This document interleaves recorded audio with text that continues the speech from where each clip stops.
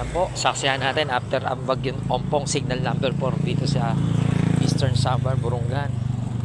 Chocolate na po lugar Burungan River. May chocolate galing sa nagko-aquari.